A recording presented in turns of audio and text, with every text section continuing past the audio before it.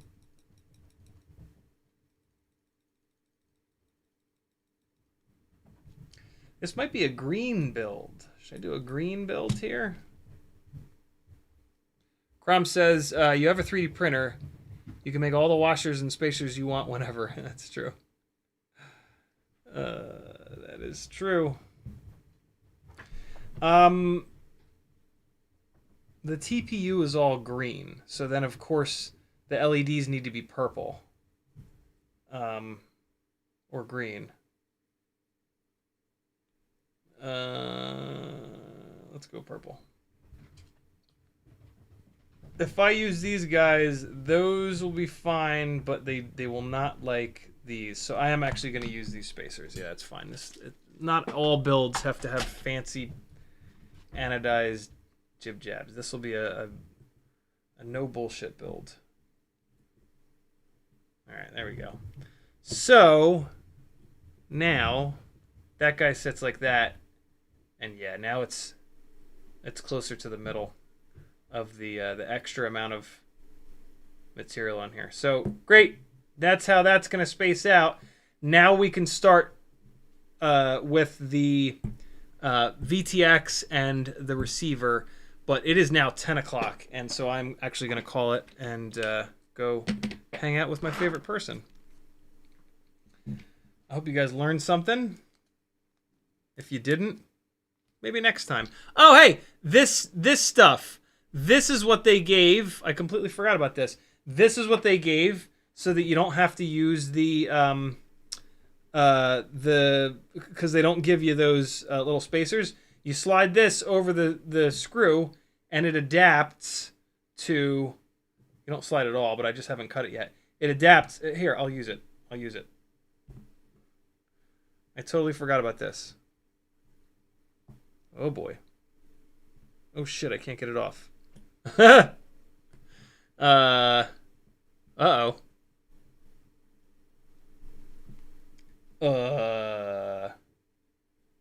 I put too much of it on there, and now it doesn't want to come off.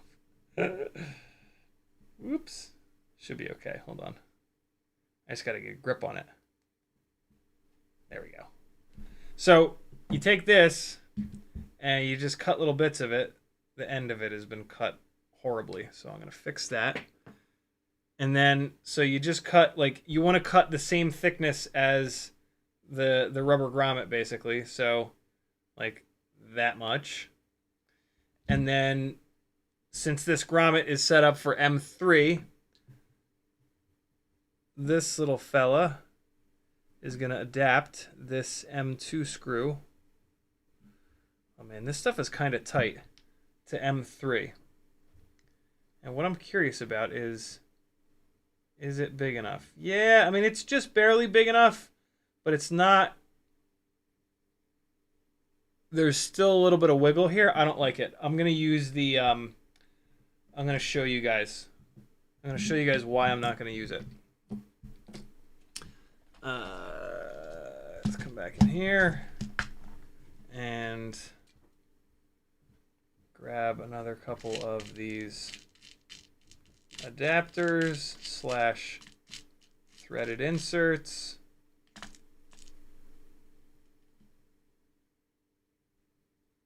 All right, so what do I need? 4 of these again, right? Looking for ones that don't have Loctite all gummed up inside of them. A lot of these have Loctite in them. Shit.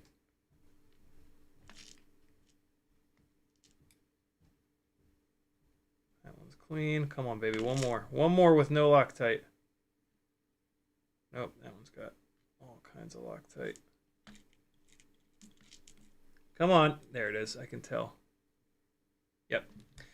Here's why I'm going to use these little adapters instead.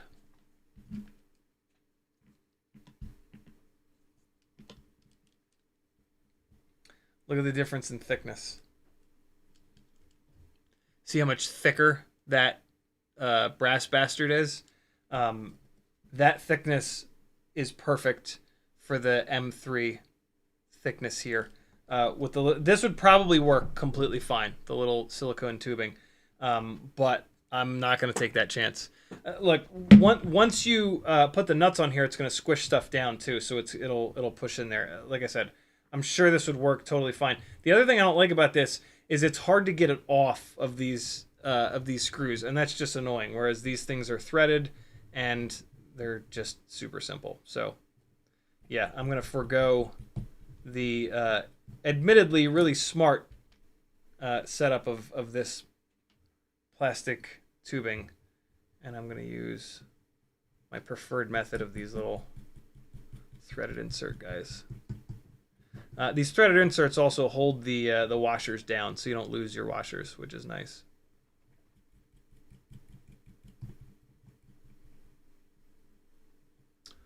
So yeah, battery lead is done. ESC is mounted. That's good to go. We figured out the orientation. This is going to go here. USB out the side. Great little loop here for the behind the camera for the ESC to flight controller cable. That's a half decent little start, isn't it? Like I said, next up is going to be the receiver and the Walksnail setup. We'll get that all mounted up. Walksnail first because it's going to go on the bottom. Figure out some mounting screws for it. Receiver, and then we'll take the Walksnail, the receiver, and the flight controller out of here, and then we'll put the arms on, motors, solder those down, and then smack it all together, and we'll be good to go. So, yeah, I'm gonna do a little bit of this tomorrow and or tonight, and then maybe we'll finish it up on Sunday. Sound good, friends? Anybody learn anything? Nobody? Nothing? No. Parkour guy says, can radio modules just kind of die without seeing any physical damage? For sure. Multiple rigs with 150 hertz set and max ELRS power is showing 65 plus RSSI from feet away, and I haven't changed settings. Yeah,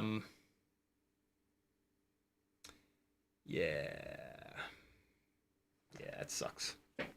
I will say this though, fly it and push the range really far in a safe place and see when it actually fail-safes. The RSSI and the link quality numbers, sometimes they can be really deceiving.